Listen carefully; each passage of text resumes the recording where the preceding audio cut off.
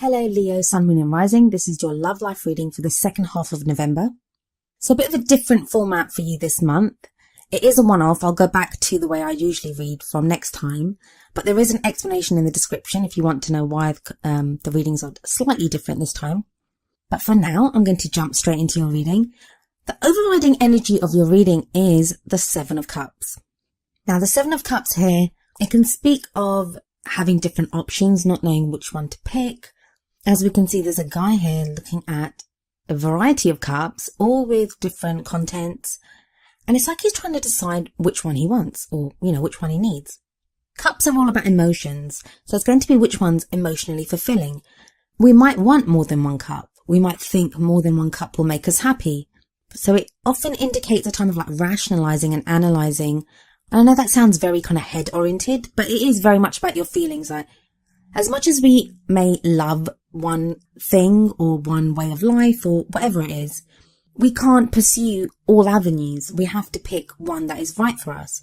And it may be that you may be having to pick one person that's right for you, or a way forward with your partner, or the kind of person that you want to be with.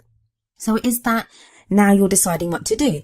Now the only kind of negative that comes along with the Seven of Cups is when we're trying to do that, because it is a very emotional card, we can sometimes get lost in fantasy, like daydreaming and thinking, but wouldn't it be wonderful if I was with this kind of a person, or if my partner was like this with me?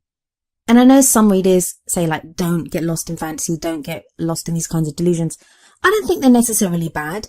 I think a lot of us don't daydream enough. We can get so lost in perceived problems of here and now. We don't dream enough or look ahead enough or try to decide what it is that we want. I think before we can make any goal, any dream, anything come true, we need to first have that dream. We have to know what feels good to us. What would we do if it was like a perfect fantasy? What would we want from that? And then I think it comes down to blending that into our everyday life and making it work in the reality of what our lives are. So I think that's the kind of overriding energy for Leo. It's that hopefulness, that kind of dreamy quality to it. And if you look at the bottom of this card, there's that kind of smokiness, and that's always given me a dreamy quality to this card as well. But don't get lost in it. Don't retreat from real problems that you have in your love life into fantasy. That would be wrong. So what's at the heart of your reading is the Strength card. Now look at the Strength card. We have this lion depicted on the card, and obviously you being Leo, your sign is the lion. This lion has wounded its paw, and we see this lady very gently and very effortlessly helping the lion. She doesn't even need to do anything. She's not afraid.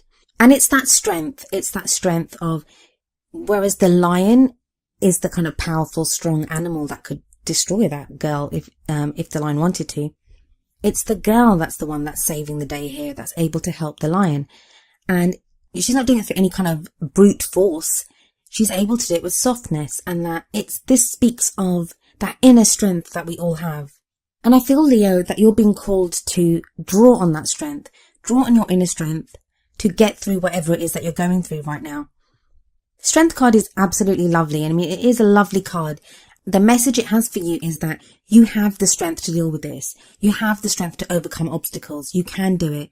And it will be that inner strength that gets you through it. You don't need to be verbally strong. You don't need to shout. You don't need to argue. You don't need to be forceful.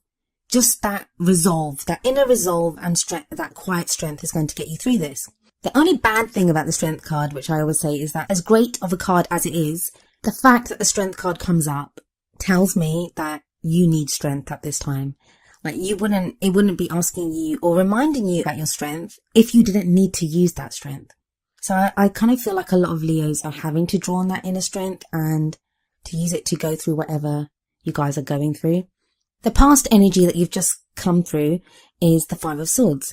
That can be conflict. There may have been arguments. You may have had to find yourself fighting for something. You may be battle weary now. You might have even won the battle. You might have gotten the person that you wanted to be with. Achieved something with your partner, found the person that you want to be with. Anything could have happened, and you may have even won it. But the message of the Five of Swords is always, pick your battles wisely, because sometimes the fight, even though we can win, technically we can win, there can be that sense of that you lost so much to get that victory. So it can be a kind of empty victory. So a lot of you may be feeling kind of weary after that, or just having gone through the time of conflict. That's what's kind of knocked you down and made you feel not so great. But I feel like no matter how you're feeling now, there are rewards coming from that. Because I think directly from what you've just gone through, there is huge change sweeping in from that. And that's shown to me in the form of the Death card, which is your present energy. The Death card speaks of transformation and change. What the card tells us is that the death here is the death of an old situation and the birth of a new situation. Now, for some of you, that's going to mean relationships ending, or relationships that have ended, but now there's like changes that you're going through to get through that. And that can be like a grieving period associated with this card, because we mourn what has been lost. The things that die away with the Death card, or the things that leave us, are the things that no longer serve us. And they have to go, and they have to leave our lives so that there is room for new to come in.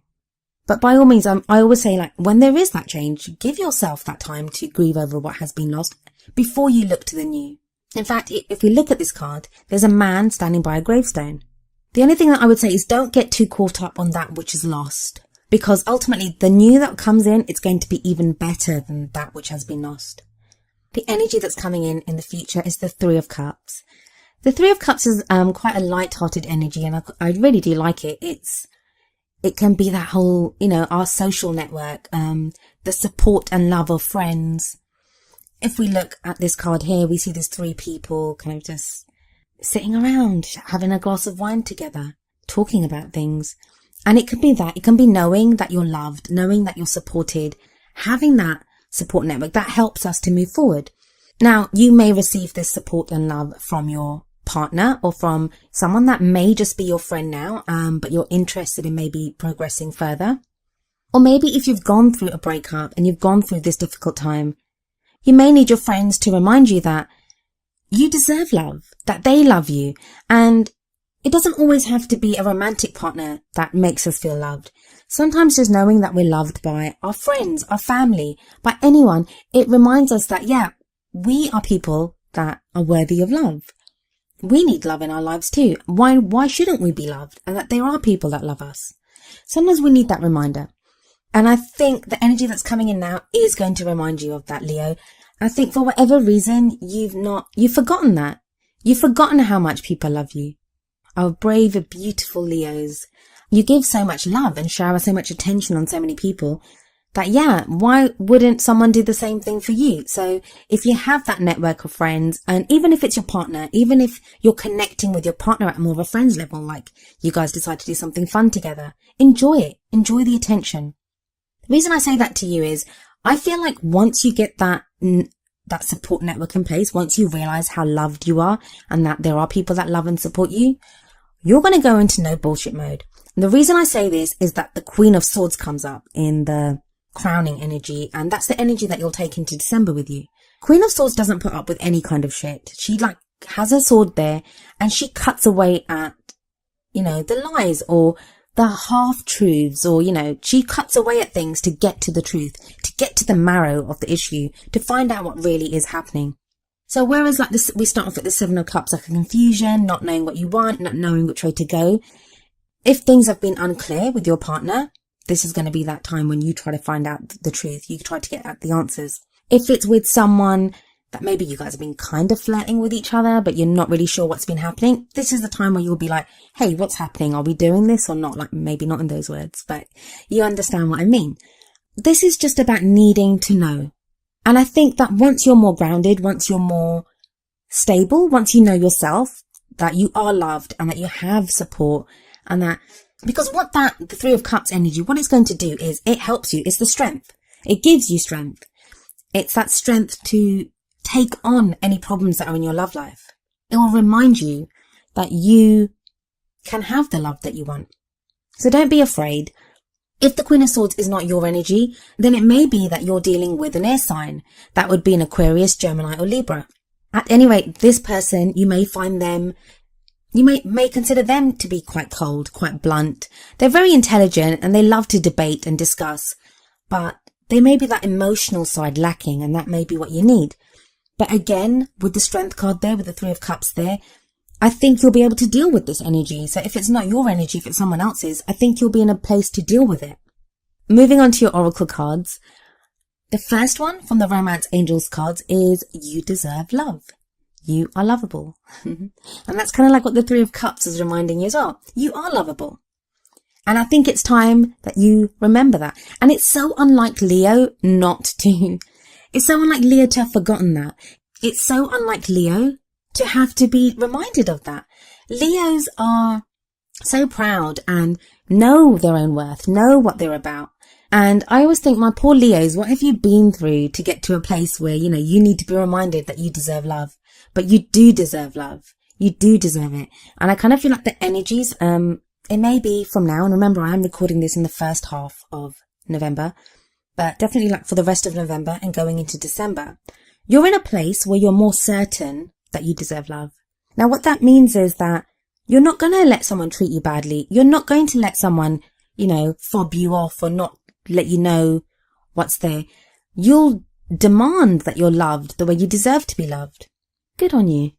What we have coming up for the Wisdom of the Oracle card is number 18, Serendipity. Now you're the third sign to have gotten this card this month, and trust me, I really shuffle the cards. I really shuffle them, and I only pick one card out of, I don't know how many are in that deck. I think they're like 52 or 54 cards in the Wisdom of the Oracle deck.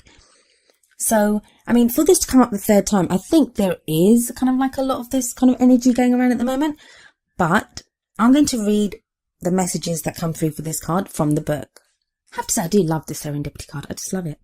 The essential meanings are opportunity allied with readiness, the awareness of synchronicity, luck and good fortune appearing as signs and symbols, a magical alignment of events.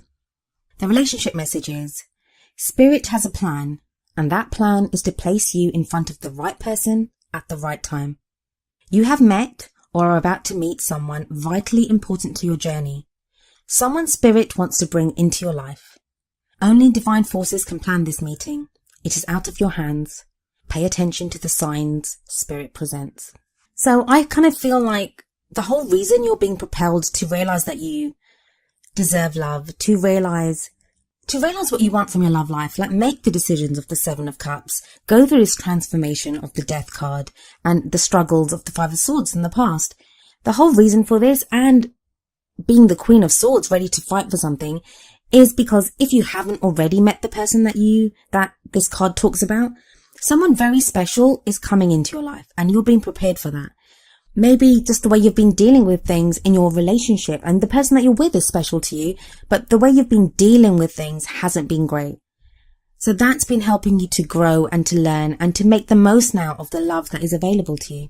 But I know I've said it a few times now, I'm going to say it again. You deserve love, Leo, and you are lovable.